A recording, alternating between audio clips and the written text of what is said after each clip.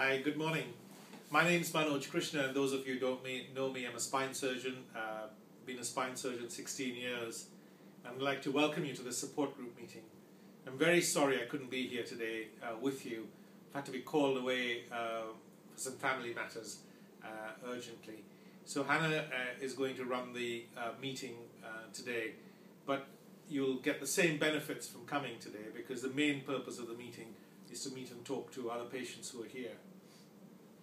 Having been a surgeon for so many years and listened to so many patients and doctors who refer them, one of the things that has become clear to me is that pain is only half the problem a patient presents with.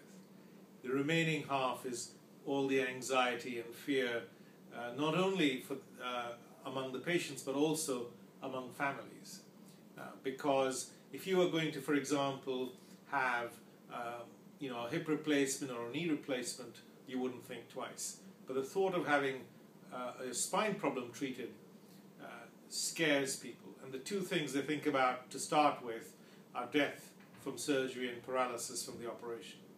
Well, I want to reassure you to start with that in 16 years of practice, we've not had a single death or paralysis from surgery in my practice. So that's reassuring, and we've done more than 3,000 cases in that time.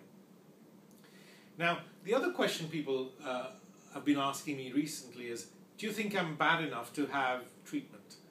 And I was at the dentist the other day, and really a good analogy came to me. You know, how long would you and I live with a toothache before we went for help? A couple of days? A week at the most? But really, I can't think of anyone here who'd live with a toothache for more than a week before you went to the dentist and you got it sorted. And the reason that you wouldn't live with it for that long is because you know the treatment at the dentist, even though it's a bit painful, is safe and effective. And the reason that people are scared of having something done to their spines is because they worry it's not safe and not effective. Well, today you'll get a chance to meet and talk to lots of patients, and you'll see for yourself that some of the results we're getting are astounding.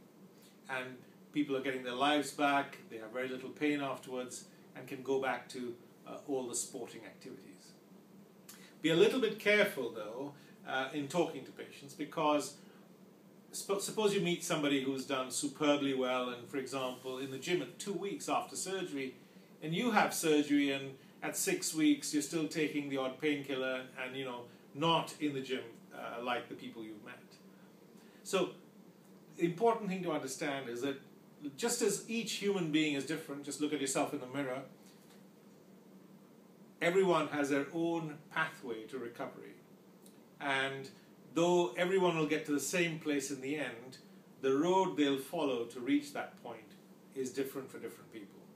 A lot depends on how long people have suffered the pain, how sensitive their nerves are, what their motivation is like, what their muscles are like before we operated, etc. So there are many different factors which play a role in determining how quickly some people will recover and not. But the reassuring thing is, at the end of 12 months, almost everybody will get to the same point, which is being 80 to 90% better. Of course, this is a generalization, and the details will be discussed with you individually based on the problem that you have. So do enjoy the meeting today. Make it a point to talk to as many patients as you can. I'm grateful to all those of you who are well from surgery and treatment and have given up your Saturday morning to come here to help other patients through their anxiety and their pain, and help them to be reassured that there is hope for them and light at the end of the tunnel. Have a good morning.